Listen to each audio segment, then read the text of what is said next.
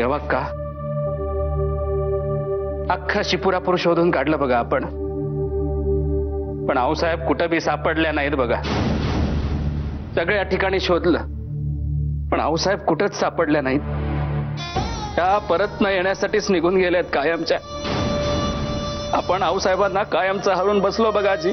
कुठल्या तोंडाने सांगू मी आणायला की आऊसाहेब वाडा सगळी नाती सगळं सोडून कायमच्या निघून गेल्यात. मी नाही सांगू शकत आणायला. आऊसाहेब का केलं तुम्ही असं? का केलं तसं? आता रडून काय बी उपयोग नाही जी. आऊसाहेब इथून निघून गेल्यात हे आपल्याला माहित आहे. आता ही खबर घरच्या सगळ्यांना द्यायला पाहिजे आणि त्या का गेल्या याचं कारण बी सांगायला पाहिजे जी. नाही गुंडप्पा दादा, तसं झालं तर आऊसाहेबांना तेव्हा का हे बघा, आता आलेल्या परिस्थितीला तोंड द्यावंच लागेल जी. ते पत्र तुम्ही अनयराजेंना द्या, त्यांना समजवा. आता अनयराजे हे धक्का कसं सहन करतील ते मला माहिती नाही, पण तुम्ही त्यांना समजवा. त्या मधूचं सत्य सगळ्यांना कसं सांगायचं ते आता ठरवावं लागेल जी.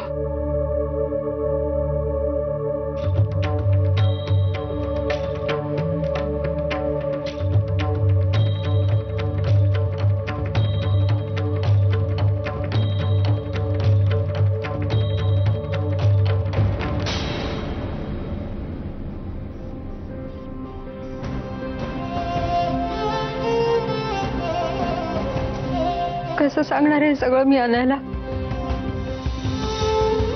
काय वाटेल त्याला हे ऐकून?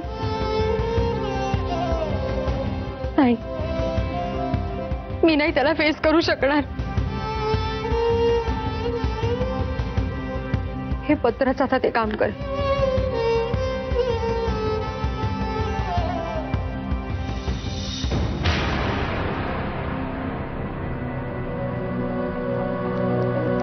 दुसरं पत्र विश्वजित साठी.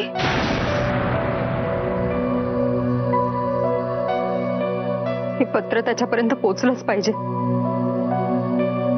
निदान हे पत्र वाचून तरी त्या विश्वजितचं डोकं ठिकाणावर येईल. रेवा, आज मी एक माझं नवीन नातं जोडून आलोय. मी विश्वजितला भेटलो होतो. आऊसाहेबांचा मधू. रेवा, तू एक ऑब्झर्व केलेस? विश्वजितचे डोळे सेम आऊसाहेबांसारखे आहेत. मला आता त्यांच्या डोळ्यांमध्ये आऊसाहेबच दिसत होत्या. त्यांना किती आनंद होईल ना हे सगळं कळल्यावर. मी कधी एकदा आऊसाहेबांना जाऊन भेटतो असं झालंय. हा, आलोच मी.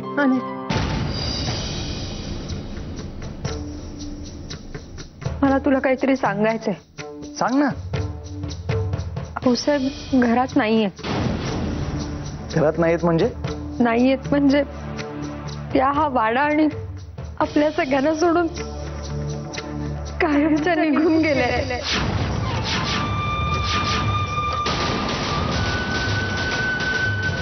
देवा, अगं काय बोलतेस तू? त्या भैरोबाच्या मंदिरात किंवा आउट हाऊसवर असतील. मी आलोच त्यांना घेऊन. नाही, मी शोधलंय त्यांना. अख्खा शिपुरापूर पालथा घातलाय पण त्या कुठेच नाहीये. त्या निघून गेल्यात कायमच्या. विश्वजित बद्दल तुला कळलं हे कदाचित त्यांना समजलं असणार आणि घरात काही प्रॉब्लेम होऊ नये म्हणून त्या निघून गेल्या. त्या परत कधीच येणार नाहीत. परत कधीच येणार नाही. नाही रेवा, हे खोटं आहे. तू उगाचच काळजी करतेस. अगं, विश्वजित चांगला माणूस आहे. मी आत्ताच त्याला भेटून आलो आणि मला काहीच प्रॉब्लेम नाहीये.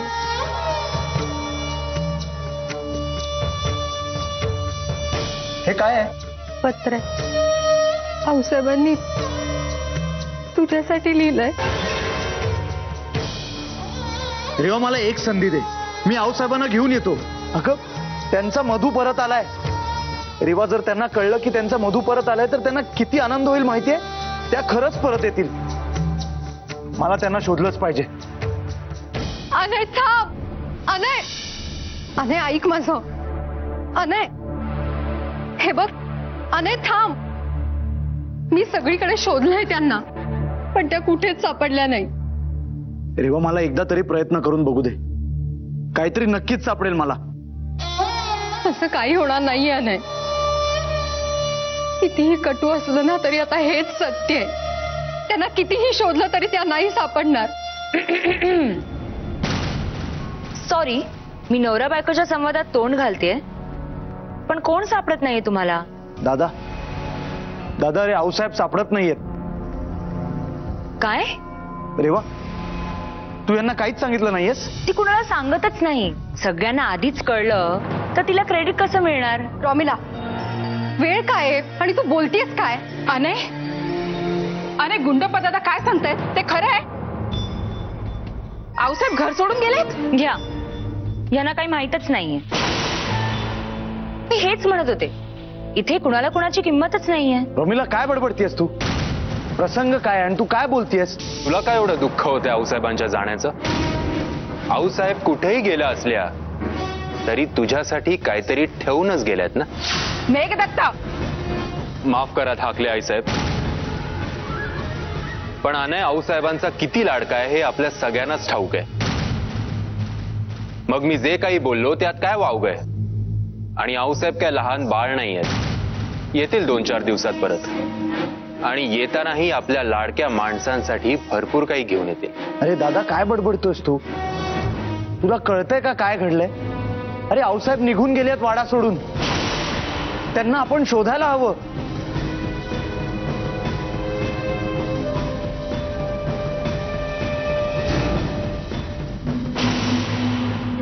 रेवा, मी बाहेर चौकशी करून येतो. नक्कीच काहीतरी कळेल आपल्याला. घर फिरलं की वासही फिरतात. हे अगदी खरंय. वाडा दुभंगू लागला. आई, आई थांबा. आई,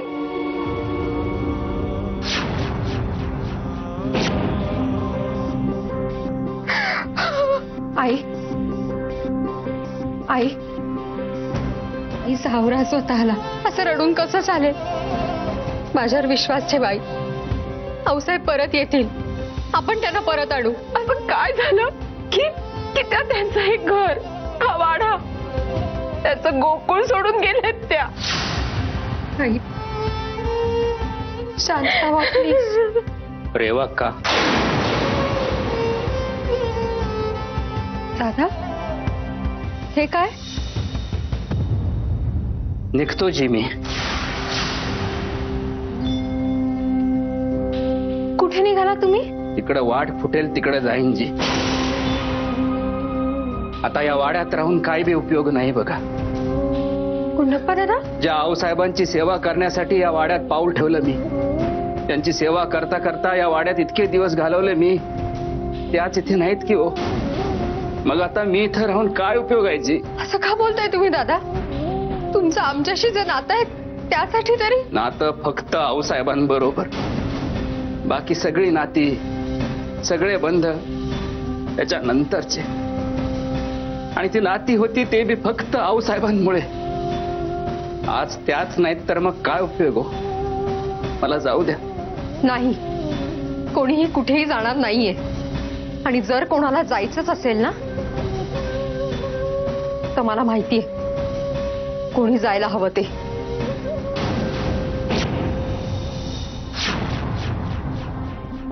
आता हा ग्लास पूर्ण भरलेला आहे.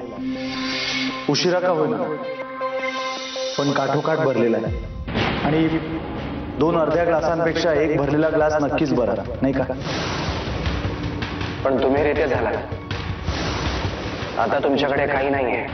माझ्याकडे माझे आऊसाहेब आणि माझा परिवार आहे. आणि आता तुम्ही सुद्धा. कोणी इतकं चांगलं कसं असू शकतं? होतं नव्हतं ते सारं देऊन इतक्या शांतपणे निघून कसं काय जाऊ शकतं कोणी? अनायला एकदाही वाटलं नाही की मी खरंच मधू आहे की नाही याची खात्री करून घ्यावी? त्याचा आऊसाहेबांवर, रेवावर इतका विश्वास आहे. मी जे करतोय ते योग्य आहे का फक्त एक आंधळा सूड आहे हा? काल आऊसाहेबांनी मला आपलंसं करायला बोलवलं होतं. पण मी त्यांची माया डावलली. मी चुकतोय मी.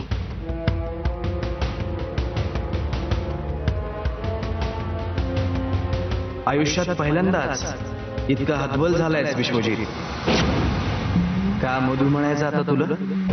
तुझ्यातला जग जिंकू पाहणारा तो विश्वजित दिसत नाही आता.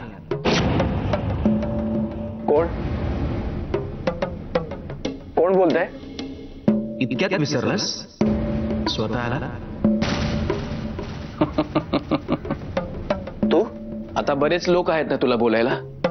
अनय, कौशल्या, रेवा, पण मला विसरलास तू, ज्याने तुला प्रत्येक अडचणीच्या काळात साथ दिली, तुझ्या पाठीशी उभा राहिला जेव्हा तुझी आई तुला सोडून गेली. नाही, ती मला सोडून नाही गेली, मीच तिला सोडून गेलो होतो. ठीक आहे, पण ही परिस्थिती कोण निर्माण केली? मग तिचंही काहीतरी कारण असेलच ना. भावना माणसाला खूप कमजोर करून टाकतात. तिने तुला रात्री भेटायला बोलवलं हे दिसलं तुला, पण रात्रीच का भेटायला बोलवलं? सकाळपासून का आली नाही ती? आई आहे ना तुझी, मग दिवसा सगळ्यांसमोर का स्वीकार करत नाहीये तुझा? ती फक्त स्वतःच्या बदनामीच्या भीतीने आणि अनयच्या प्रेमापोटी तुला भेटली. आज सकाळ झाल्यावर तिला तुला भेटावंच वाटलं नाही. त्यामुळे ह्या सगळ्या गोष्टींचा इतका विचार करू नकोस विश्वजित. ज्या संधीची तू वाट बघत होतास ना, ती संधी मिळाली आहे तुला. ही संधी वाया घालवू नकोस. दाखवून दे या जगाला तू काय चीज असते. हो, मी ही संधी वाया नाही जाऊ देणार. मी धडा शिकवेन सगळ्यांना. मी नाही सोडणार कुणाला, नाही सोडणार मी त्यांना, नाही सोडणार त्यांना, नाही सोडणार.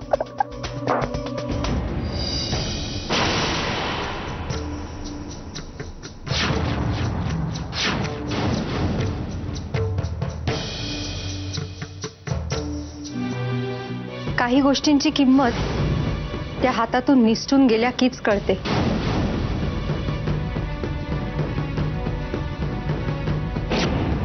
पण मी हे तुम्हाला कशाला सांगते?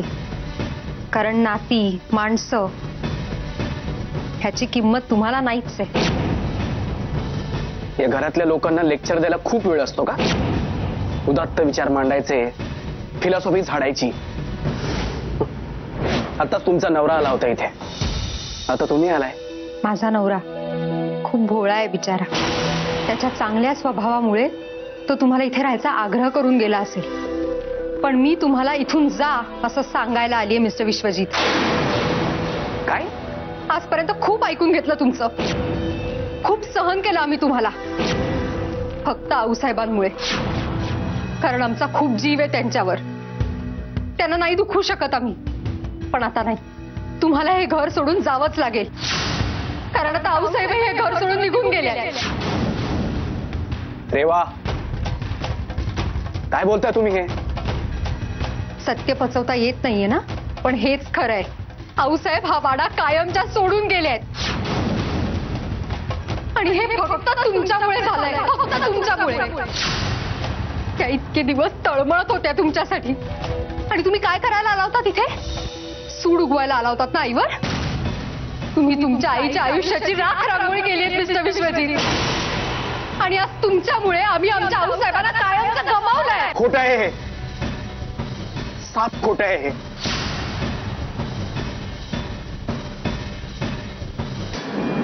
मी कसलेही आरोप ऐकून घेणार नाही. नाही ऐकून घ्यायचंय ना? मग हे वाचा. तुमच्या आईने तुमच्यासाठी पत्र लिहिलंय. इतके दिवस त्यांना तुमच्याशी बोलायची खूप इच्छा होती, पण तुम्ही एकही संधी नाही दिलीत त्यांना. शेवटी त्यांनी त्यांच्या भावना पत्रातनं लिहिल्यात. वाचा. नाही रेवा, मी नाही वाचू शकणार हे पत्र. प्लीज माझ्यासाठी तुम्ही वाचा, प्लीज.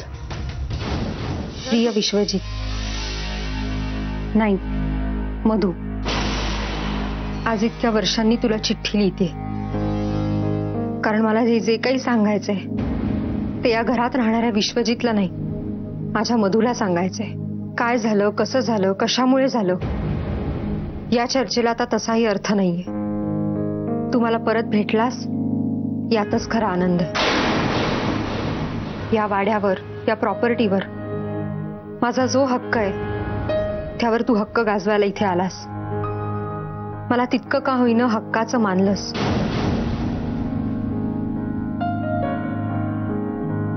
माझ्या हक्कावर तुझा हक्क सांगितलास, बरं वाटलं. पण जर तुला वाटणी हवीच आहे ना बाळा, तर तुलाही काही गोष्टी वाटून घ्याव्या लागतील. लहानपणी मी तुला हाताने भरवलेला भात वाटून घेशील नाही बरोबर?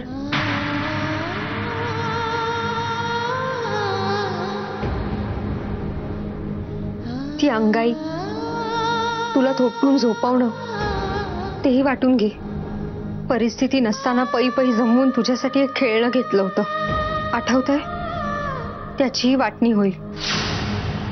आजारपणात तुझ्या उशाशी बसून घालवलेल्या रात्री, चांदण्या रात्री तुला कुशीत घेऊन सांगितलेल्या गोष्टी, सगळ्याची वाटणी होईल.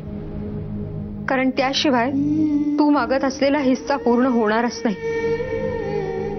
करशील नाही वाटणी?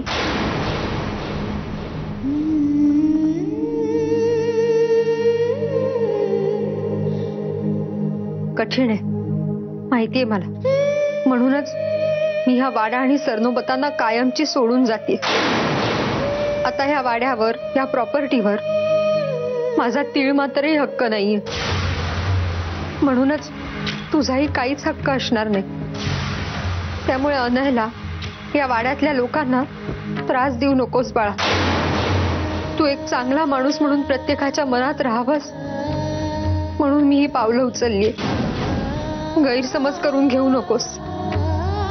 आणि महत्वाचं म्हणजे स्वतः त्रास करून घेऊ नकोस.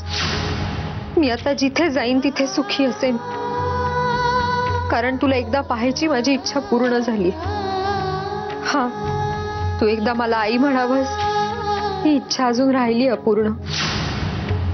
तुझी आई कौशल्या.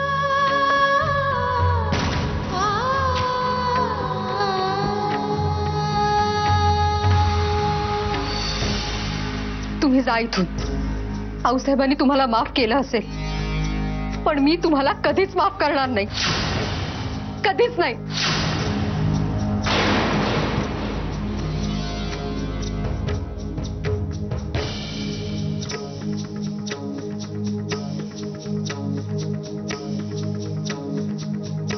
तुला भेटायची एक इच्छा तर पूर्ण झाली, पण तू आई म्हणून हाक मारावर ही इच्छा अपूर्णच राहिली बघा.